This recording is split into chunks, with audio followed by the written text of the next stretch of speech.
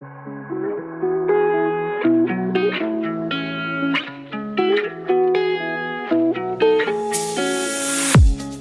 listening to an AINC original podcast. We believe you don't have to do life without a compass. Let us be your guide on this amazing journey. Welcome to Navigating Life with Vision Loss.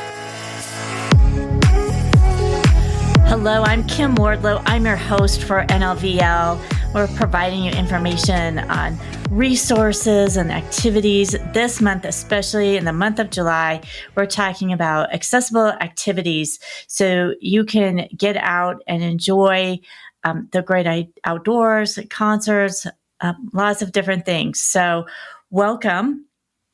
Today's guest is our own Penn Street, but she is our Outreach and Development Coordinator. But today she's here in a different role talking about getting outdoors. The title of our episode today is Exploring Accessibility in the Outdoors with Penn Street. So she is here to talk about that. And she does a lot of that. She loves the outdoors and does many different accessible activities, or knows how to make activities accessible for her. So we are going to be talking to her today, and we'll also give you some information about our upcoming Aftersight Audio Trekkers hike that happens at the end of the month. Yay. So Penn, welcome. Thank you for joining me for the program. I see you frequently since we work together, but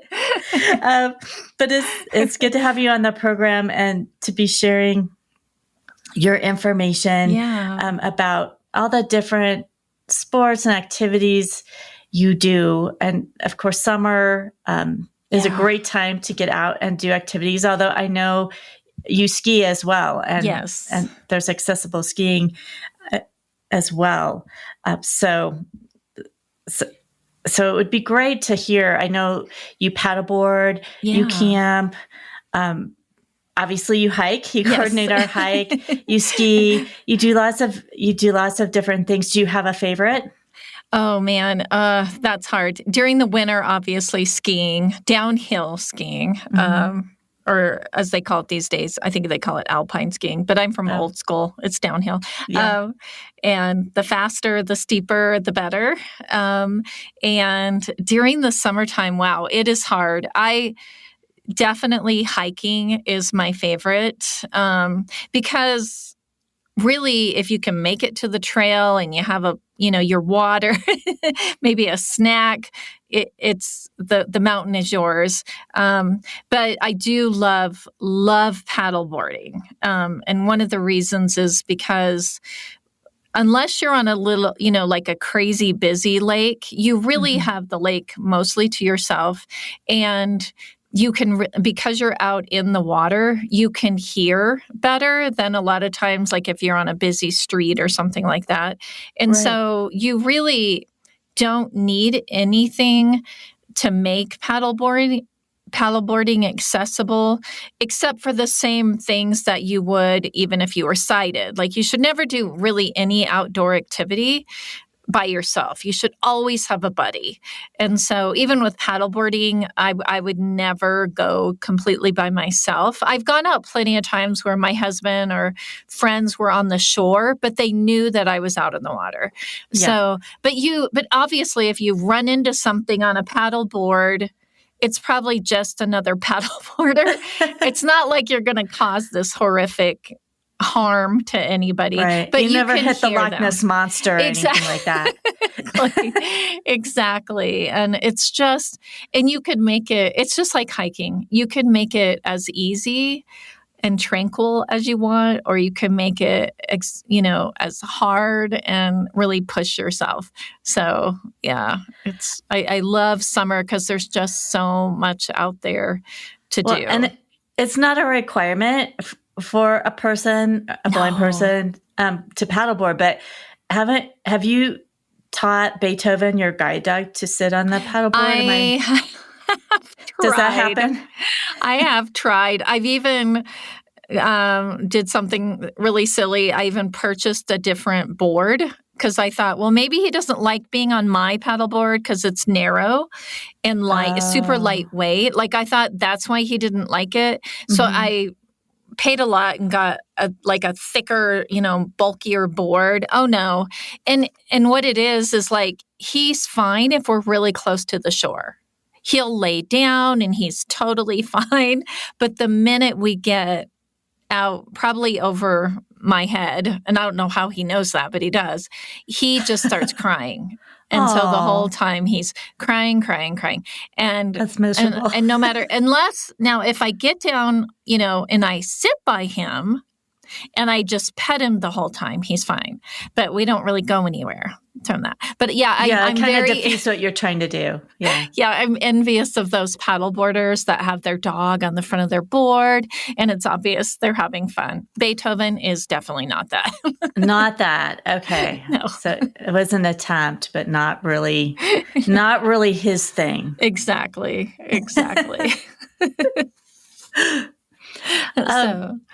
What about camping? I know you guys do a lot of camping. We do. And just tips and tricks that and again, I know you're not out there by yourself. You're usually with Moses, but just to make it more accessible. And again, a lot of it is just common sense. I always use my cane or a trek pole to navigate the campsite, so I know where the fire pit is, or if there's a grill or a picnic table, things like that. Like I navigate, around the campsite until I get it down, and then I usually put my cane away. And Beethoven is there, but I kind of feel like camping is his time to just be a dog. Unless I leave the campsite, like if we're gonna, go visit some other campsite or, like a friend or somebody's campsite, or go for a hike out of there or whatever, then I'll put him on his harness. But if we're just at the campsite, it's like being at home. I want him to feel comfortable. That this, he can be relaxed as well. But it really is just navigating my surroundings. And then when the fire gets started, I definitely make sure that I'm really comfortable where the fire is, which is one of my favorite things. I love a good campfire. But sometimes it's hard to tell, like, oh, it feels really, really hot, but you're not that close. Or it could be vice versa, right? Like if the wind is blowing the flames the opposite direction, you're like right on top of the fire and you're like, oh, there it is. Definitely a thing you want to know, how close you are to the fire. Exactly. But like things like, roasting marshmallows and cooking and stuff like that.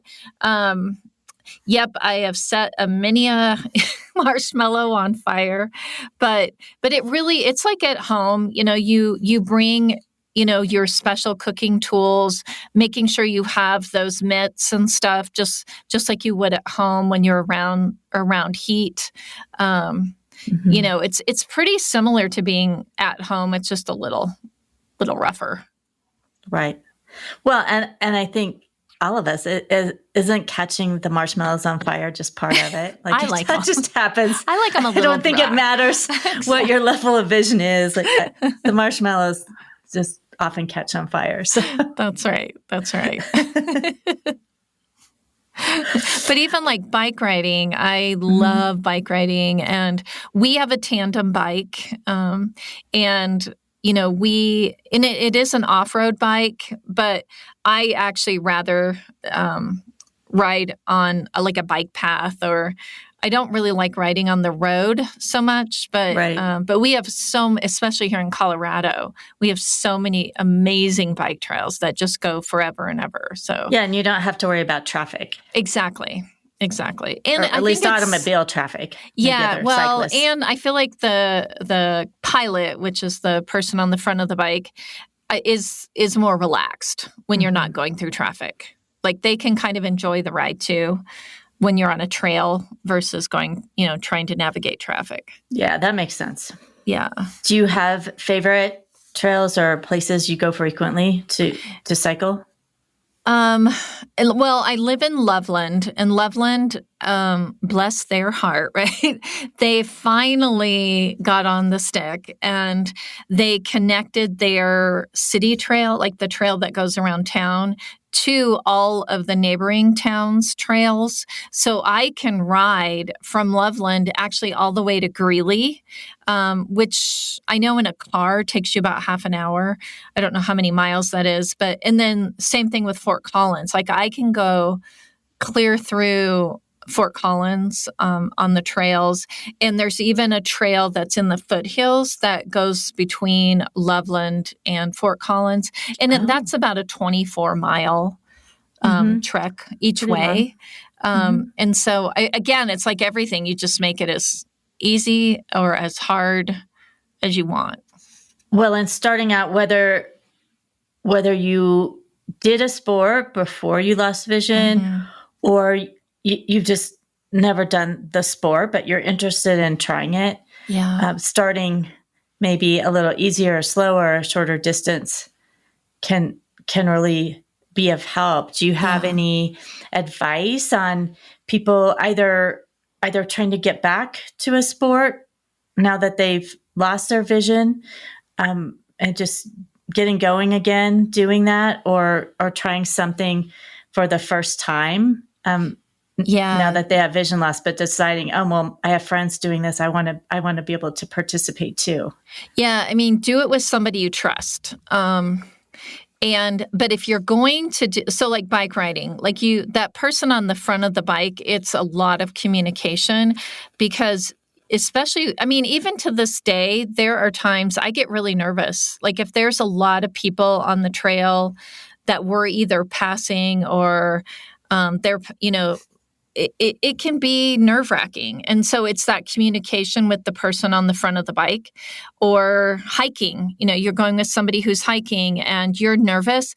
Talk to the person. Talk to your friend or your family member. If you're going to do something like skiing, for instance, I would not go with a friend or family member and let them teach you.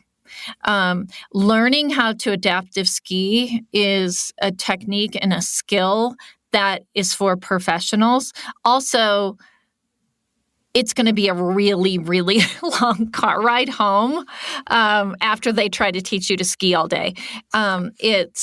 It's better to have somebody who is professionally trained as a sighted ski guide to do that for you. Absolutely. And a lot of times, like when I go skiing, like with Foresight ski guides, Ignite, there's so many of them here in Colorado, as well as the rest of the country and even in the world. There's adaptive ski places all over the place. Is a lot of times your friend or your family member can actually ski with you. They're not guiding you, but they can hang back and observe. Most of the guides actually really like that. And then that way they can kind of watch and see how the communication happens. And then if it is somebody like my husband, I'm with him all the time, right? So, and he went a ton of times with me with different professional guides before I allowed him to guide me on his own.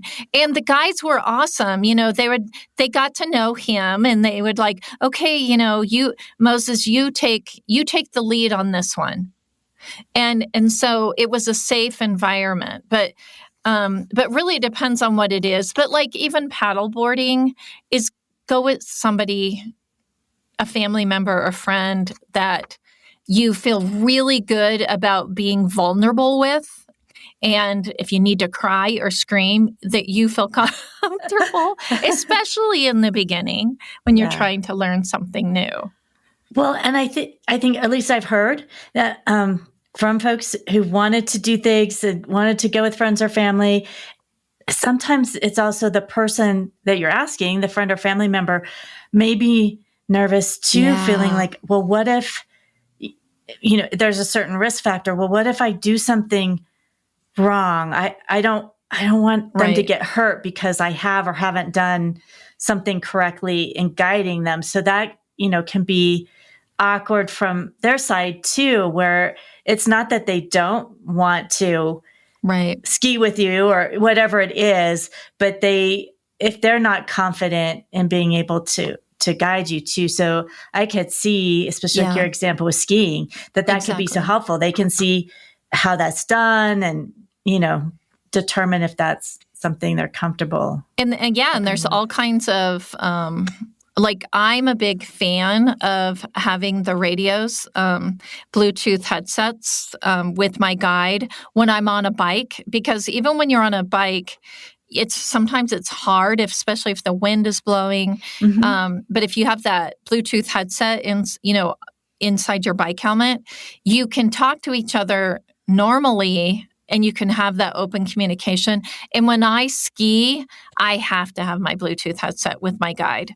It makes the world of difference with comfort, because I can hear them and also they can hear me, they can hear in my voice like, oh, you sound a little nervous, what's going on, back there or up there, depending on where I am. Right, where you are. And they can pick it up or I can say, hey, my legs are getting really shot. Can we go, grab a hot cup of coffee or something? So I can take a break. Where if you're just screaming at each other, it's like it's not as fun as it is just talking normal into a headset. Right. Yeah. That makes total sense. Yeah. It would be really difficult. And like you said, if there's wind or any other noise around, screeching birds, it can really play. What it might be. It makes it really difficult. Absolutely. And one of the things I finally did this year is I took swimming lessons. And I could always sort of kind of swim, but growing up in my family, girls didn't need to know how to swim. I don't know why. But my little sister and I never learned to swim. We kind of just mimicked our brothers. And that was awesome because the reason I took it is because I'm just not super comfortable, even on my paddleboard. Even I wear life preserve and all that, but sure, I wasn't like super comfortable around water. Definitely safer if you can swim. Exactly. And so I took swimming lessons, and I only took 3 lessons before we went to Costa Rica this last time. But I couldn't believe the comfort level just with 3 lessons. And that was wonderful. And she was great. She had never taught anybody who was blind or low vision, but we talked about it. And she actually learned a lot from me about teaching somebody who's blind or low vision, because she had to be more descriptive instead of, oh, this is how you do it. And then she would show me. She would actually have to verbally explain what she was talking about. Right. And it was a wonderful relationship. And I definitely will go back, probably not until this winter, but I want to, and it wasn't very expensive. I was just like, I can't believe I waited so long to do this, but my comfort level around water now is so much better. So do you have tips for folks that are out in water or just want to swim? I mean, it's one thing if you're in a pool, you may have, the lanes there for you, and you can tell when you hit one of those ropes for the lanes. But if you're in a lake or the ocean, if you're in open water, just knowing where you are. There are actually Deb Conley. She actually came up with this tether system, similar to if you've run with a sighted guide. It's a similar tether, but this one is specifically for water. I personally would never go out and just take off swimming without somebody. Right. And I don't think sighted people should do it either. The ocean is really powerful. There's undertows and all sorts of things. It's not good to be out in nature by yourself. Exactly. So, but there are systems that you can, and it's a tether. That tethers you to a sighted person, and it's long enough that you feel very, very independent.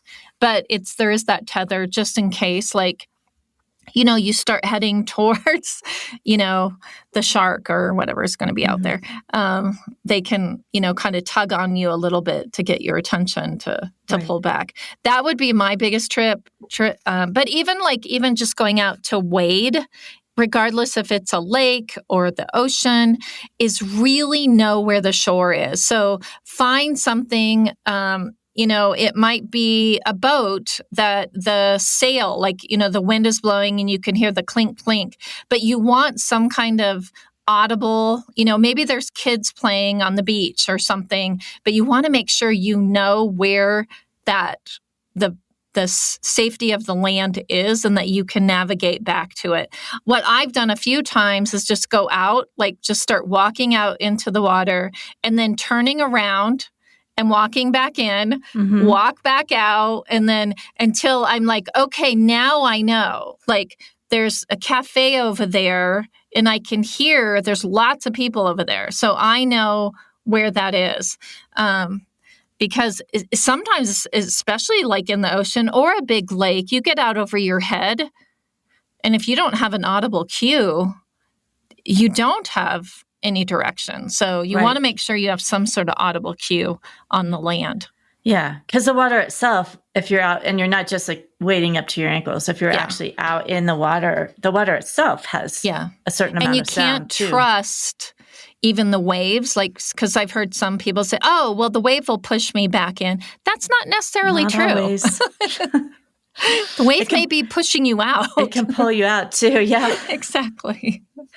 I know you have been a runner in the past, so you're not running as much now, but before we jump to hiking, do you want to touch on, and since you said it can be a similar technique with a tether of running with someone else? Yeah, I love the adrenaline of running. It's just my old knees and ankles don't want to do it anymore.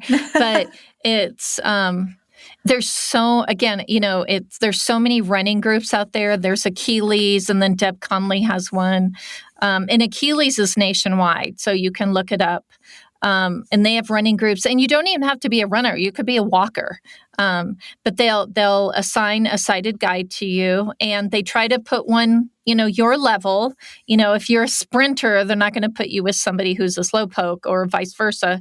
And you just hang on to the tether and you run as natural, you run like you normally would. And it's just the guide, if they're good, and most of them are, you just feel them maneuver you. So if you need to go a little bit left, they'll pull you a little bit left or right. But it is a lot about communication. It's I'm feeling really strong. Can we pick up the pace? Or, I feel like I'm getting a cramp. I need to slow down. It's all about communication. And when you start, we've talked about this. I'm sure you've talked about this, Kim. But I talk about this a lot on every platform I'm on, is when you start losing your vision, your world gets small. It just does. But there's so many ways to push back with that. And one of those is exercise, getting outside, and or even doing something inside. If you want to go swimming at your pool at the rec center, if you can get to doing some sort of exercise that you enjoy and that you feel safe, then you're going to you'll do a little bit more. You'll do a little bit more. You might try a new activity. So exercise is a really great way to push that darkness back. Right. I was going to say, I've read so many different articles, and there's statistics about how moving, Yes. And like you said, it doesn't have to be extreme. You don't have to be doing a marathon or a triathlon or something like that. Just to get out and walk or just to move is so beneficial for your physical health, but also mental and emotional health. Yes. And breathe, right? And breathe. Yeah. And breathe. And so many of these things we're talking about and encouraging folks, do this with one other person. But if you join one of these groups like Achilles or Foresight Ski Guides, you're with other people. So there's that social aspect too, to help keep your world from feeling like it's smaller and smaller. Yeah, I mean, or if you don't, you don't have a lot of family or friends, a lot of us don't, do something in your living room, start doing push-ups, start doing sit-ups, just stretching, if you do, doing yoga. I know Aftersight, you guys have an audio version of the yoga. So you can just have Alexa play your yoga and it's just moving and breathing is so good from the tip of your toes to the top of your head. Well, and I want to get to hiking. I mean, hiking generally, but also we have coming up our Aftersight Audio Trekker hike on July 27th. And it's going to be at Myers Gulch Trailhead, although we're meeting here 8 o'clock. We're meeting here? 8 a.m. 8 a.m. That morning at our studios. And there's breakfast and lunch included. And we also, for folks, if you're with somebody or somebody's bringing you that maybe isn't so much of a hiker, or maybe you're a really fast hiker and you're going to get down before a lot of people, we also kind of a nature bathing meditation activity that will be happening as well this year. But again, we really try to make this event something for people of all abilities, whether you've been hiking for years or it's brand new. We offer sighted guides if you don't have somebody to do that for you. Now, Penn, do you want to share? This is the fourth one we've done, but share a little bit more about our hike itself, and maybe just generally also if you're just going for hike with friends and things to think about besides just knowing where you are and maybe not going alone just for safety reasons. Yeah, exactly. So this hike I'm excited about. I sort of just went out and scouted it a few weeks ago, and this year the hike is just beautiful. I know some of the staff is going to go scout the trail, tomorrow. And if you've never been hiking before, or if you have been, this is a beautiful hike. It's only it's 5 miles round trip. It's 2.5 out, 2.5 back.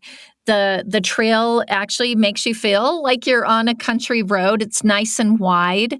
So if you have a guide dog, you can easily walk with your guide dog at your side. There won't be any problem with that. Or if you want to walk 2 or 3 friends, side by side, you can do that.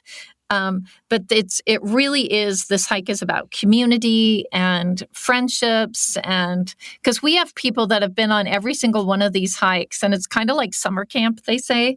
It's like the only time of the year they actually see each other is on the hike. And so each year it's really fun seeing people reconnect. But then also, you've seen it, Kim, people make lifelong friends. Mm-hmm.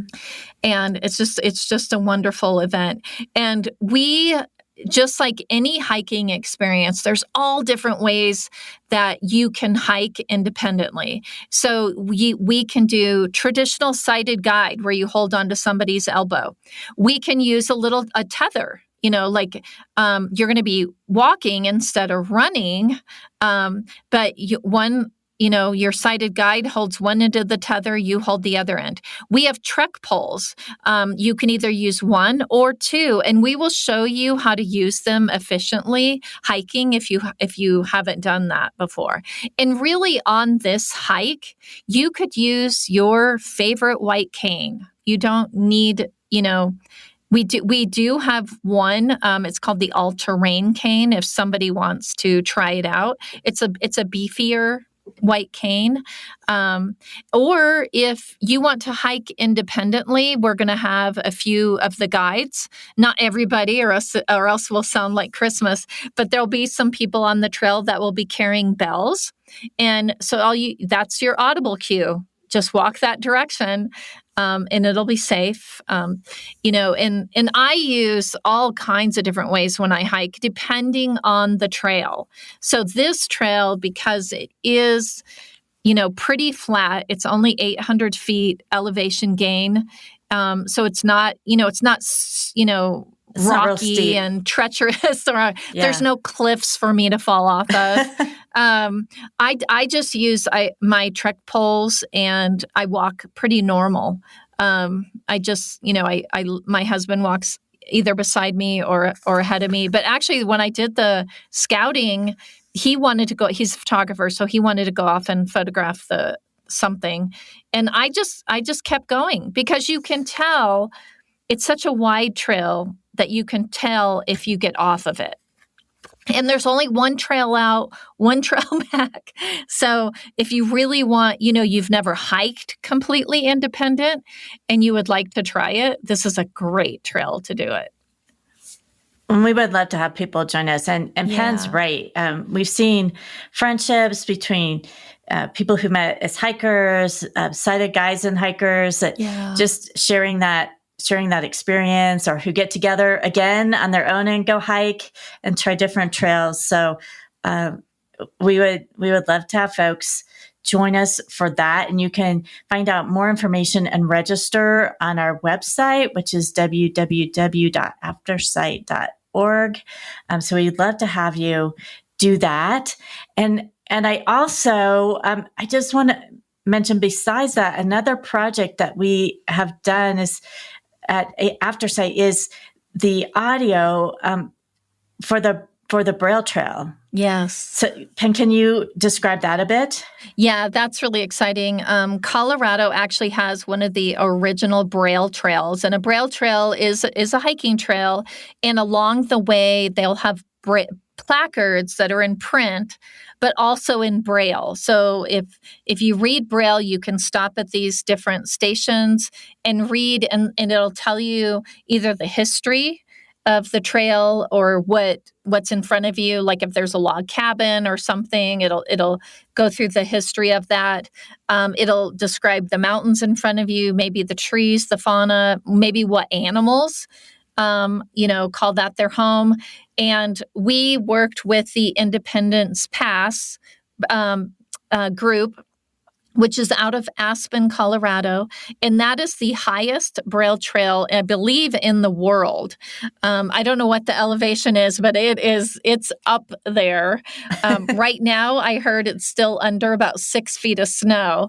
So not quite open yet. Yeah, it's not open yet. But they reached out to Aftersight, and they wanted to know how they could make it more accessible for people who are blind and low vision. And I went up and I scouted it, and they needed a lot. But I came back, and our team here created a complete audio file. And you do have to download it before you go, or listen to it before you go, because there is Wi-Fi access. There's no Wi-Fi, no phone, nothing up there at that elevation. And it's just absolutely incredible. And Loveland, Colorado is building a Braille trail. And they've already asked if we would do something similar for them. And I think all Braille trails should have an audio addition with it, because not everybody reads Braille who's blind and low vision. And so, you may be with friends or family that could read the signs, but wow, it's nice to have options, right, with our independence. And so, yeah, it's so exciting. And so if you are up on Independence Pass, regardless if you're blind or not, this summer, stop at the Independence Pass Braille Trail. It's on the western side of Independence Pass before you get into Aspen. It's stunning. Penn, thank you. You shared so much information and tips, whether it's skiing or swimming or paddleboarding, cycling, hiking. There are so many ways to get outdoors and enjoy, especially being here in Colorado, to really be able to take advantage of the beauty of our state and get out and have a full sensory. There's so many other things, sounds, smells, just the feel of a breeze, so many ways to experience that, even with blindness or low vision, to really get out and enjoy our state. And as we mentioned, definitely if you're interested in the upcoming hike, if you just want more information about the other services that Aftersight provides, or other podcasts that are available, please go to our website. Again, it's www.aftersight.org. You can also, if you enjoy the programming that we provide, you can also make a donation there if that's a possibility for you. And that really helps us to be able to keep providing information and promoting information equity throughout the state. So, of course, we're a nonprofit. We encourage you to go and donate as well. Please help. And upcoming, we'll have some guests that will be more specific on some of the sports that we've talked about today. But also, I'm really excited for next week's episode, because next week we'll be talking with Sean Satterfield about the Shine Music Festival, and that's coming up in August of this year. And it is, I believe it's the only fully accessible music festival in the whole country, I believe. Absolutely, yes. Yeah, so that's super exciting. So, if you need a break from your sporting activities, or if music is more your thing, you'll definitely want to tune in next week and find out more about the Shine Music Festival. So please tune in again next week. And I hope that all the information we provided today helps you to navigate your life with vision loss.